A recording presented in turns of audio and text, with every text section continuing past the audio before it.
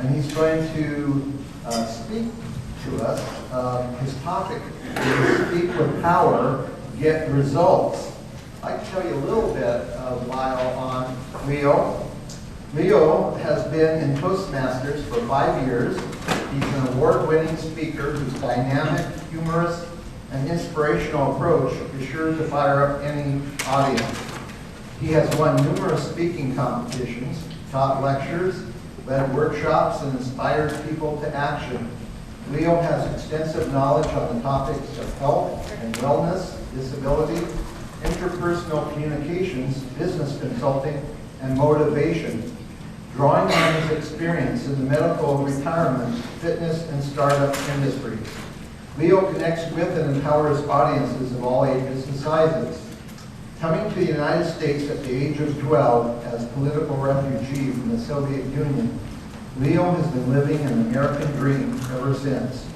His educational background includes a BA from the University of Chicago, 2 years in medical school at Northwestern University, and an MBA from the University of Dallas. Leo has the ability to tell engaging stories, to motivate, educate, and inspire. To inspire is what distinguishes him from other speakers. It's my great pleasure to introduce Leo.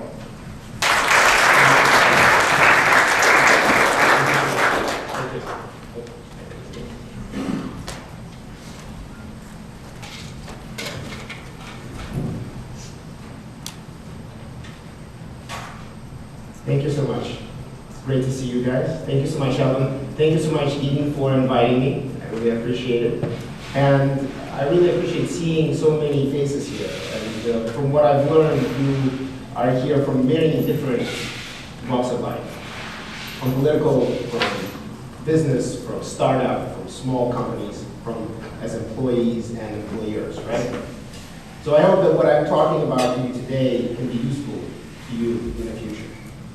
Now, what does a CPA who is preparing a presentation to a C-level executive, a lawyer who is ready to give his opening statement in a criminal case, and a homemaker who's building a business as a cleaning service have in common?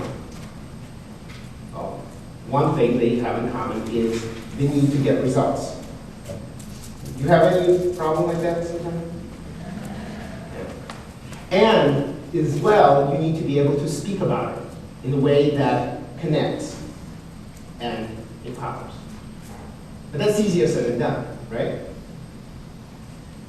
Mark is a client of mine who was a tax person.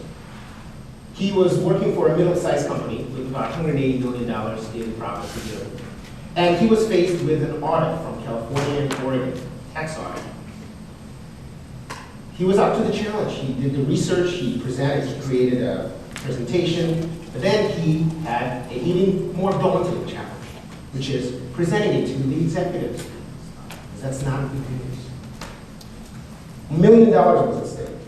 And in addition, they were having trouble with their public stockholders. Last time that Mark was presenting this information, his knowledge somehow didn't get through. It seemed that his recommendation were not taken seriously. So this time he really wanted to speak with power and get the results. Now Ray is an attorney, and he had the task of representing a foreign-born taxi driver who was accused of assaulting a police officer of 20 years experience. Now, Ray knew that this was a frame-up. He did the research, he knew where the cover-up was, but he had the challenge of trying to convince 12 people on the jury that his client was innocent. And in fact, it was a case of police brutality. He also needed to speak with power. He was, by the way, my Rotary friend. And Maria was my cleaning lady who decided to start cleaning houses in the East Side. And the business was good. She hired 4 people, she was doing well, and then the Great Recession hit. She had to compete with people who were undercutting her prices. She knew that her quality was worth it. And yet, her client pool was shrinking and she had to fire 2 people.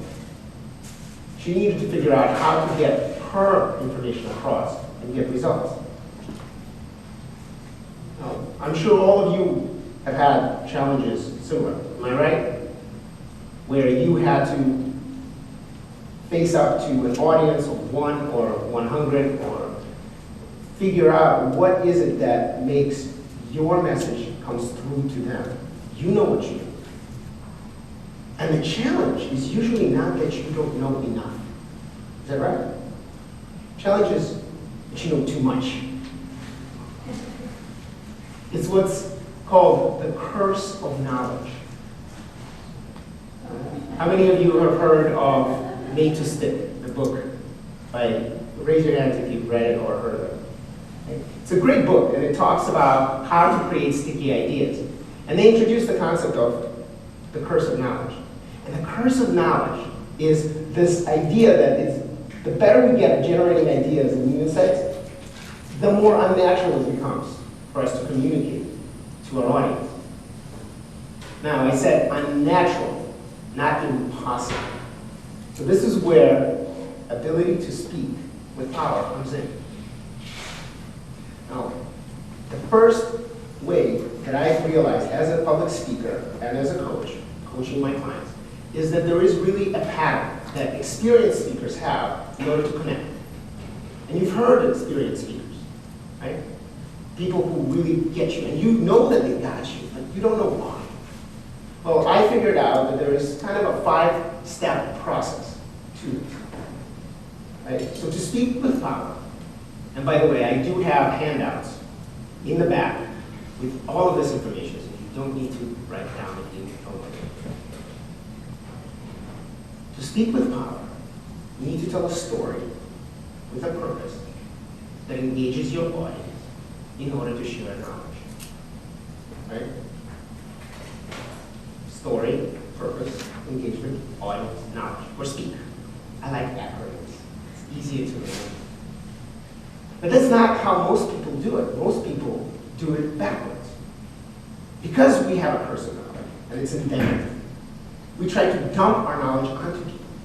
We feel that we need to do 2 things. We need to give all the information at once, and be really, really honest and clear. It means that the amount of information that you give out is tremendous, and it just washes over you and over the audience, and nothing sticks, or little sticks. And you want the opposite. You want the knowledge to come into the minds and the hearts of the audience. Am I right? So the first thing is a story. And we're wired for stories. In fact, if I am to put you in an MRI machine, your brain would light up the same way, whether or not I had you experience an event or describe an event to you. Isn't that incredible?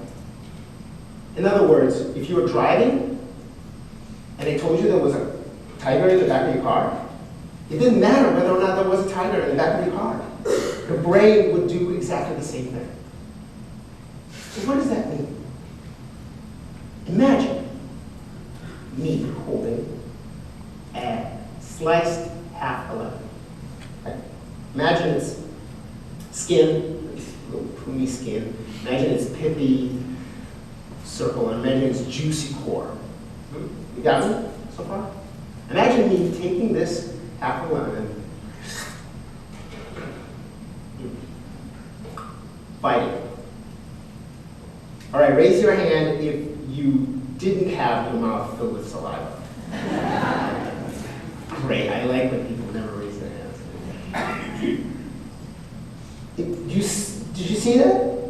It wouldn't work though if I would have just told you that lemons are very nutritious and effective at creating salivary gland response. It wouldn't happen. So stories are really important. What's really essential in the case of Mark was that he had too much information. He was dumping statistics and numbers onto their executive team. What he needed was a story that really mattered. When you are trying to create a story, focus on one or two. Make them 2 to 3 minutes long, maybe 5, depending on what your need is. And practice them. Take the time to use them effectively. And when you do, make sure that they are focusing on the key experiences that relate to what it is that you want to accomplish. That they don't need to be exactly related to your information. So when you do that, when you create your stories, make sure that it's personal, vivid, concrete, and suspenseful. How many of you have seen the movie where you felt on the edge of your seat? Yeah? What happened? Did they go from, at the beginning it was this, and then there was this, and then there was this, and then there was, no. The best movies, they start right in the middle of action. You don't know what's happening. And then they leave you there, and then they go 3 years ago, right? You're like, wait, what happened? Right? So that's what story is.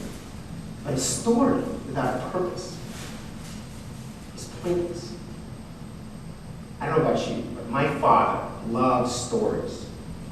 When he is on the phone with me, what I do, I love my dad.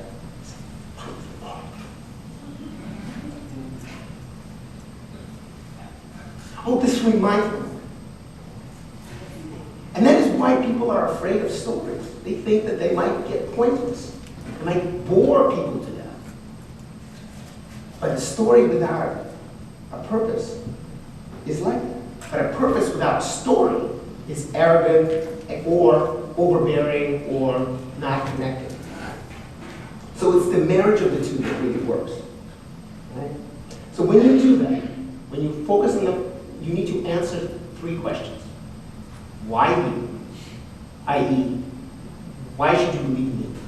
Who am I to tell you about public speaking? Right? Why this? Why this topic is important? And why not? Why you? Why this audience? Why is this relevant? These 3 questions should be in all of your stories. And I will guarantee you that if you do, the stories will become purposeful and will not be boring. In fact, they will be powerful. Okay? So, for example, this was the problem for Ray.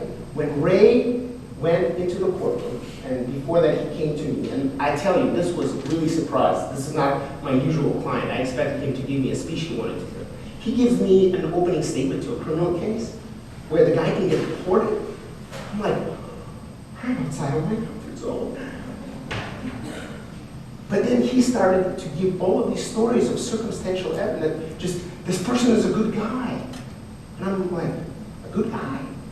Are you saying he's guilty or not guilty? He's like, oh no, he's not guilty. Like, then why are you giving mitigating evidence? This, do you see how this could really trip up a case? So what we did is we developed a more substantial focus on the real story, which is excessive force and a cover, a different frame. When you actually have a story with a purpose, the 3rd step is to engage your audience. I'm sure all of you have heard Martin Luther King's I Have a Dream speech. Do you remember it? Imagine yourself in the Lincoln Memorial, by Lincoln Memorial. It's hot outside, it's sweltering. There are 200,000 people standing there. And then MLK, with his booming voice, says, I have a dream today, right? And people are, whoa, right? It changed the world. But imagine if Martin Luther King, instead of doing that, would have said, I have a dream today. Or even worse, if he was timid, saying, I have a dream today. Right? Same words, different effect. When Maria talked to her clients and she asked for my help because she didn't know what to do, and I taped her, she gave all the information that was needed. But she had what, unfortunately, a lot of women have, and men have a different issue, but women sometimes have an issue of ending their sentences with a question. Even when I'm really sure about what I'm talking about. And what happened is, on the phone especially, she sounded unsure. The other thing she did is she had a tendency to say, well, I guess, maybe, there's no concreteness. Then when we went on an interview of a client together, imagine me, parading as a cleaning service person. It was really fun. I noticed that one of the things she did is she had this nervous tendency to play with her wedding ring, which again added to this whole concept of not being sure. But you could see how engagement of the audience is really essential. So when you try to engage the audience, you need to know how to say it. Use your body language, your vocal variety, your hand gestures, and your prompts, which could be a PowerPoint or a handout or any other prop that you can come up with, a product. Okay? All of this can be really useful in order to create the connection with the audience. So if you imagine that an audience is listening to you, how important is it that you really tailor the message to them? Well, let's take me, for example. I was asked to come here to speak to Snohomish Chamber of Commerce, right? Snohomish Chamber of Commerce. And what I realized is after talking to Pam and after looking at your website, I realized that you have a mission, right? To advocate business issues, economic concerns, and quality of life, to ensure it's prosperous, healthy, and economic natural environment. So you're working together in order to overcome challenges that the city faces, this region is facing as a whole, right? Specifically, you have an issue with Great Recession and the shrinking business, and competing with Mill Creek and Everett, right? How do you get the tax money and also the revenue, income, for people to spend, people in Snohomish to spend in Snohomish? And one of the things you're doing is changing I-90 to completely reroute it in order to go only through Snohomish, right? Yeah. Isn't that what you're doing? That's great. I like that. I think it's a brilliant idea. But seriously, that really helped me understand what it is to do, what to do for you. Because previously, when I talked about Speak with Power Paradigm, my last time, I was speaking to people who were looking for jobs. So I said, Speak with Power, get a job. And that would have still been a useful topic for you. And the same information would have been presented. But it wouldn't have been the same because it's not relevant to you. So when you do talk about audience, when you do connect with you, when you have to present, really focus on researching what they do, right? You want to learn their needs and focus on what they need to do and align the message, your message, to their needs. And if you do, you will be able to tell your I have a dream speech, which is buy my stuff, or use my product, or join my community, or join my church. And you'll be able to really connect to the heart of the matter, which is getting your message across. That make sense? So if a story is a race car, okay? And a purpose is a steering wheel on the race car. You with me so far? Okay? The engagement is the gas that really powers the engine, which is the audience. Because ultimately, the audience gets you where you need to go. And if you have the wrong audience, you kind of have either the wrong engine, but if you have the wrong engagement, it's kind of like putting a diesel in a gas engine. It's just going, right? So that's the analogy. Then knowledge is a race car driver. And after all, that's what you came here to hear. You came here to hear, well, what does this guy have to say? Right? Or when you are on a sales call and you are trying to talk to your client, the client, if they're still listening, they are saying, what does he have to tell you? What knowledge can he impart? And that's why most people fall into the trap of the curse of knowledge. Right? They go, they want my knowledge. I got knowledge. Here's the knowledge. Why is this not working? I don't understand. All right, then they go to another client. Okay, you want my knowledge. I got knowledge. Here's knowledge. No. Right? So what happens? Do you see how this can go on and on? And it's very difficult to change, but it's not impossible. It's a matter of changing the pattern. Right? So when you want not to crash and burn, when you want to actually give your knowledge an effect, right? There are a few ways to do it. Right? There is ability to connect with the audience through the story. Right? You want to put it in a frame. So the story is a frame where you get your knowledge through. And the knowledge comes effortlessly, comes out effortlessly. Right? The other thing that you get to do is to be able to show that you care. And finally, use your knowledge and show that your knowledge is their tool. Now, if that sounds like an underlying purpose for a story, it is a purpose. Right? So you want to make sure that your knowledge is a tool, not a bludgeoning object that you want to pommel them with. And again, I am talking about myself too. I have this tendency to go over. So you let me know if I do that. When you talk about knowledge, it's really important that you remember the overall thing. So when you speak with power, as I mentioned, you want to be able to tell a story. And for Mark, what he did is he compared the issue with the audit to a painful surgery of a tumor. And it's going to hurt. And we're going to be in the hospital for a while. But we will get better if we do the surgery now.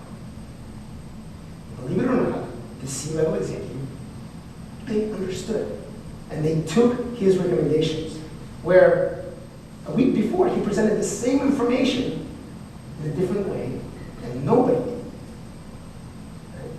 Now Ray worked with me on really boiling down the stories to the ones that really matter, and focusing on the purpose, which is that the use of force that was happened on that traffic stop, and it was atrocious, I do not believe it. It was unnecessary, excessive, and racist. And he had proof to show the cover. So I told him, use those 3 points as many times as you want. It's one of those kind of like, if you're on a diet, you have the salary, you can eat as much salary as you want. It's okay, you can say that as much as you want. And he did. And believe it or not, despite the fact that this was a kind of a slam shot case, they won. They had a hung jury and they did not prosecute again. So I was really, that was the best job I've ever done. The one that I felt most connected with it. And then of course Maria joined Toastmasters. I talk about Toastmasters all the time. And she practiced a lot of the things that I've been mentioning about speaking with power. The one thing about Toastmasters that's really unique, and some of you here, I know at least 2, maybe 3, are really good speakers already. And you think, well, what do I need Toastmasters for? I'll tell you the one thing you need Toastmasters for, evaluations. Nobody tells you the truth. I could be doing a great speech right now, but Eve is going to give me an evaluation at the begin with. And when you do evaluations of Toastmasters, you do what you liked about it, how you can improve, and what really impressed you. It's a great model to do it. Actually, that's how you want to do all of your evaluations, whether it's employees, your kids, or anybody else, other than just being the negative. Or whitewashing. Oh, it was great. Thank you. It was great. No, it really does. And every time I do, I improve. So, just a food for thought. There's also a sign-up sheet and information about Snohomish City Toastmasters in the back. So she did that, and she was able to connect with her audience, which were her clients. She asked them for referrals, and when those people called, she gave them the reason why other people might be less expensive. But do you really want things stolen? Or do you really want a house that's not up to par? And she was able to get her clients back and more, and hire back the cleaning people that she had to fire. That was really fun. And my house is clean again. So when you talk about the audience, you see, I hope I did a good enough job to connect with you and make sure that this information is relevant. Is this relevant? Yes. Okay. So I think that's really important. Finally, the knowledge is what you already have. You don't need to worry about that. But what you have to worry about is preparation. We often do not prepare enough. We kind of wing it. Myself. But if you prepare, the difference is palpable. Speaking of Martin Luther King, did you know that the I Have a Dream part of his 45-minute speech, which is only 7 minutes, was not in the script? It was not in the script. It freaked people out, the ones who were writing the script. They were working for months on this thing. And all of a sudden, he just impromptu started speaking this part. And the reason is that when he is speaking, and you can see it on YouTube, you can see that pause, there is a woman in the audience who screamed at him, "Tell us about your dream, Martin."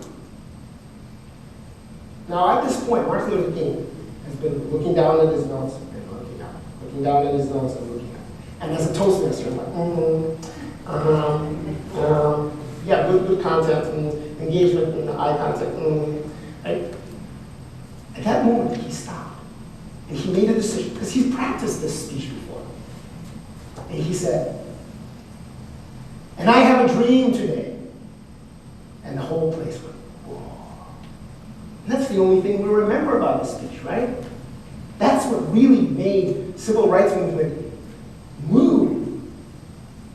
And if you watch that video, and I encourage you to do that, you'll notice what happens. His whole body changes. His eye contact goes back and forth. He knows he doesn't have it, but he knows. Right? That's one reason not to have notes. You can, even if you struggle, it will still look like swimming to your audience.